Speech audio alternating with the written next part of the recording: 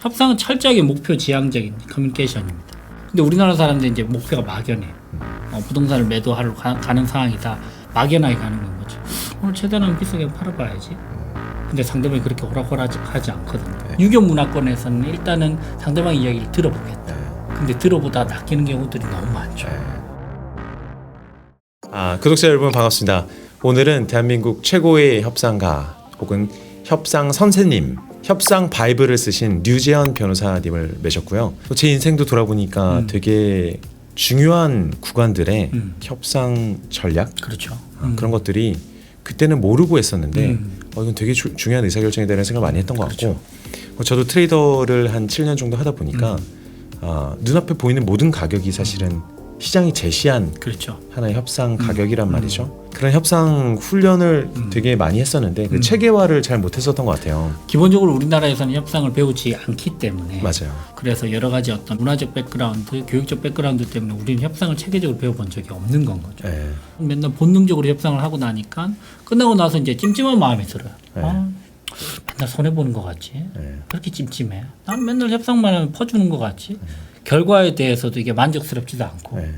그래서 조금 체계적으로 협상을 접근해 볼 필요가 있겠다라는 니즈를 저 개인적으로도 가졌고, 많은 사람들이 가지고 있는다는 사실을 파악을 하고, 저희가 협상 스쿨을 한 6년 전부터 운영을 하기 시작했고, 지금 많은 기업들과 함께 협상 컨설팅 교육 진행하고 있습니다. 생각해 보니까 그 한국 사람들이 유난히 협상에 약하죠.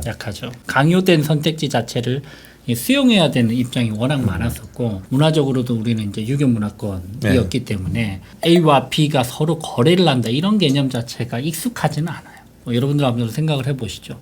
꼭 뭐 주식이 아니더라도 뭐 중고차를 사고 판다라고 할 때 나는 주로 내가 먼저 금액을 지르는 유형인지, 아니면 상대방의 이야기를 한번 듣고 내가 고민을 한 다음에 거기서 내고를 내서 이야기를 전개 나가는 유형인지, 본인에 대한 기본적인 파악, 그리고 상대방에 대한 기본적인 파악, 이런 것들이 기본적으로 없기 때문에 원칙화된 협상을 하지 못하고 그때 이제 계속 휘둘리게 되는 협상을 하는 건 거죠. 임기응변적으로만 협상을 계속 하다 보니까 이제 타이밍과 관련돼서도 계속 엇박자가 나고, 그런 부분들이 좀 많이 부각이 되죠. 내가 무엇을 원하느냐부터 좀 규정을 해야 된다. 그렇죠. 나의 골이 무엇이냐, 그래서 무엇을 달성하고 갈 것이냐. 막연한 기대만 가득하고 또 뭐 정만 가득하고 섬세한 감정만 가득하고 정작 본인이 뭘 원하는지 몰라요. 그렇죠. 첫 번째는 역시나 목표죠. 내가 과연 어디까지 원하는지, 그리고 내가 어떤 지점이면 만족할 건지. 협상은 철저하게 목표 지향적인 커뮤니케이션입니다.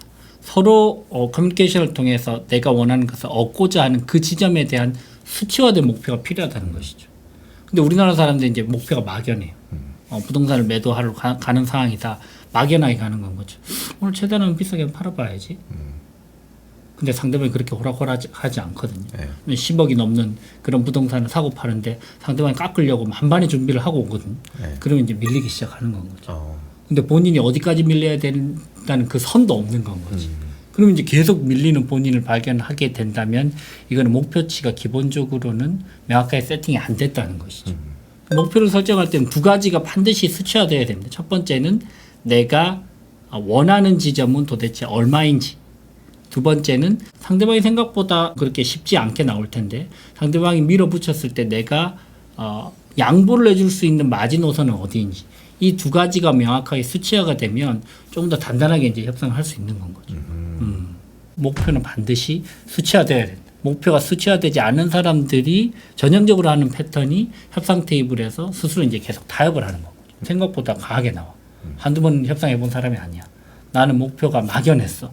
그 사람 굉장히 구체적으로 단점들을 치고 들어오면서 깎으려고 해. 그럼 그때부터 이제 말리는 거죠.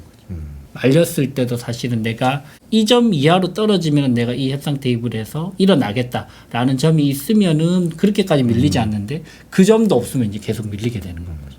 막 상대방의 논리를 듣다 보면 처음에는 공감을 못했지만 뭐 정서상 또 맞춰줘야 될 것도 같고, 그러다 보면 정말 본인이 원하지 않은 지점에 가 있잖아요. 근데 또 오케이를 해줘야 될 것만 같고, 그건 왜 그런 건가요? 상대방이 어떤 술수를 부리고 있는 건가요? 기본적으로 이제 본인 선이 없어서 그렇죠. 절대적인 선이 없기 때문에. 협상도 이제 많이 안 해본 사람들은 내가 어디까지 해야 이게 맞는 건 거지? 상대방 이야기를 들어보니까 당연히 그럴싸하지. 상대방은 준비해 왔는데, 근데 본인은 준비를 제대로 안 하고 왔어. 그냥 막연한 목표만 가지고 온 건 거지. 근데 상대방이 이제 여러 가지 조건들을 이야기를 하면서 계속 이렇게 이야기를 하다 보니까 본인도 이제 솔깃하는 건 거고. 그럼 자기의 절대적인 선이 없으면 이게 멀리 간 건가 아니면 이게 적절한 건가에 대해서 헷갈리기 시작한 거고. 그러면 이제 악수를 드는 거고.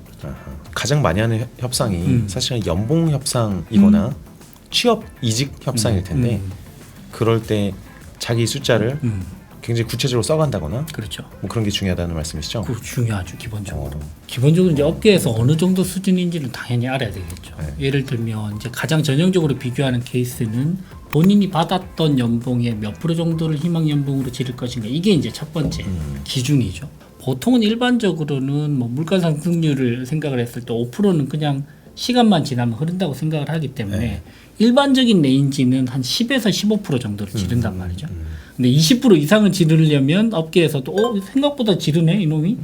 그러면 거기에 대한 어떤 근거가 우리가 분명히 제시가 돼야 되겠죠. 기존에 내가 6천만 원을 예를 들면 받았는데 이번에는 7,200만 원 받고 싶은 이유가 기존에 이런 것들이 있어서 아마 충분한 밸류가 있을 겁니다. 이런 선에 대한 본인의 감이 좀 있어야 되겠죠. 보통 사람들은 가서 알아서 잘 해주겠지.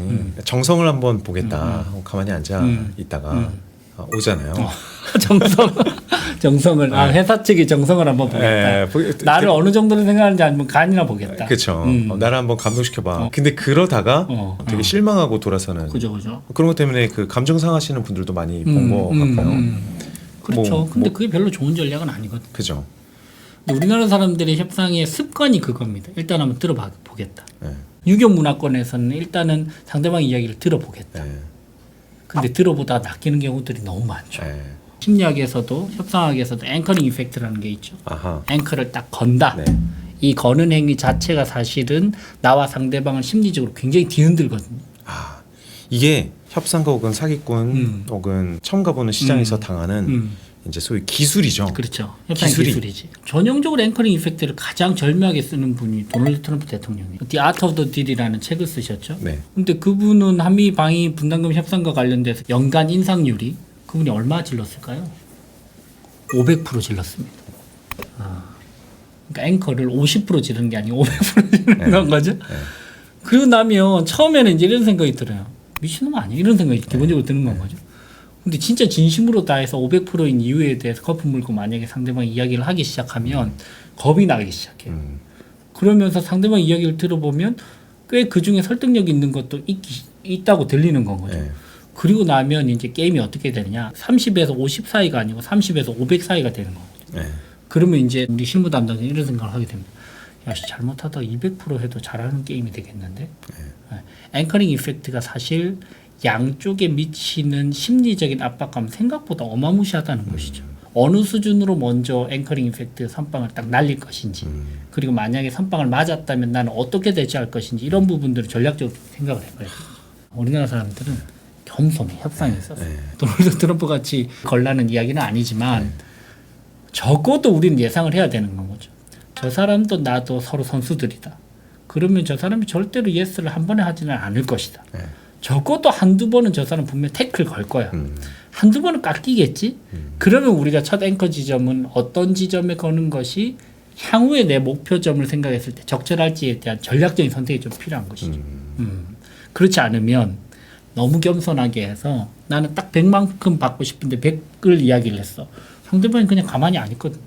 오케이, 예스 안 하거든. 또 어떻게든 깎으려고 할 거란 말이죠. 그러면 이제 나는 100을 이야기하면 안 됐었던 것이지. 130은 이야기하고는 150은 이야기했었어요. 첫 제안에 절대 예스하면 안 된다. 그렇죠. 상대방이 첫 제안은 예스를 하면 상대방은 멘붕이 와요. 제가 이제 이직을 하는데 전 대표님이 인사 담당자입니다. 내가 여러 가지로 생각해서 전 대표님 제가 6천만 원이면 굉장히 만족할 것 같습니다. 근데 기존에 직장에 한 5천만 원 정도 받았는데 한 20% 정도는 제가 조금 올리려고 하는데 이런 이유 때문입니다. 전 대표님 딱 듣다 그렇게 하시죠. 첫 제안에 예스를 했습니다. 저는 완전 멘붕이죠. 아이씨, 7천만 원 찔러보고 이 생각 드는 거죠. 이거 서로에게 좋지 않아요. 그리고 선수들끼리는 절대 하지 않는 패턴이고. 앵커링의 전제가 있습니다. 앵커링 아무나 거는 게 아니에요. 대안이 있는 사람만 거는 거. 아하, 좋은 얘기네요. 도널드 트럼프도 마찬가지죠. 네. 예를 들면 한국과 딜이 결렬됐을 때 대안을 생각하고 움직이는 건 거지. 근데 대안이 없다. 그러면 그러다가 이제 큰일 나는 건 거죠. 그래서 기본적으로 이제 앵커를 조금 높은 지점에 걸려면 그 사전에 이제 준비 과정이 필요하죠. 네. 오케이. 플랜 A가 결렬됐을 때 플랜 B가 있는가? 내가 궁극적으로 이 대안을 가지고 움직이느냐 안 움직이느냐가 사실 상대방을 압박하는데 가불관계를 규정짓는데 굉장히 중요한 요소로 작동을 하는 건 거죠. 네. 가불이라는 표현을 쓰는데 이 가불의 근원을 파악을 해보면 결국은 이 협상 결렬 대안을 플랜 B를 확보하고 있는지에 따라서 내가 끌려갈 것인지 아니면 내가 주도해서 갈 것인지가 좀 달라진다는 것이죠. 중요한 얘기하네요. 협상을 하면 되게 그 인식이 불편한 이유가 둘이 협상에 딱 들어가면 한 사람이 손해 본다는 생각이 때문인 그렇죠. 것 같아요. 그렇죠.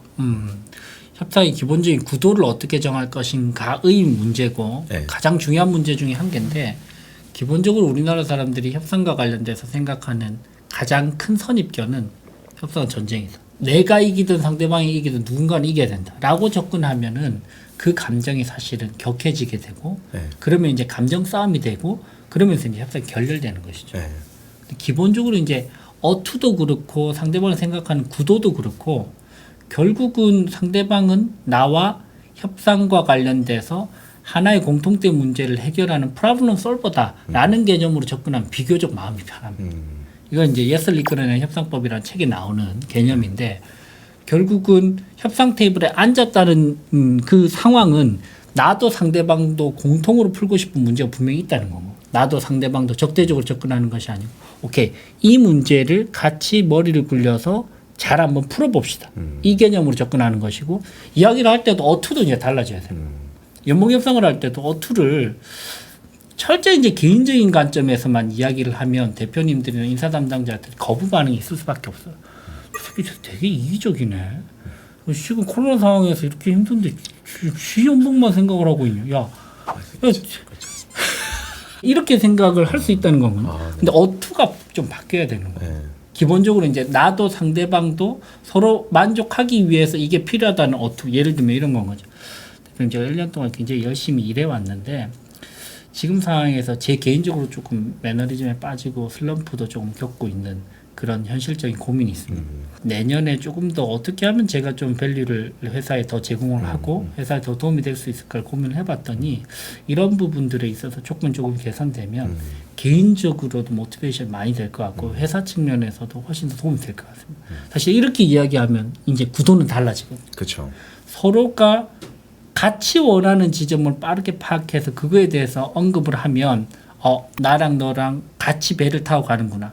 이런 관념이 생각이 들게 되고 그때부터는 한 배를 타는 방향으로 갈 수 있는 거리들을 같이 고민하면 되거든요. 네. 말투도 이제 굉장히 중요한 거고. 네.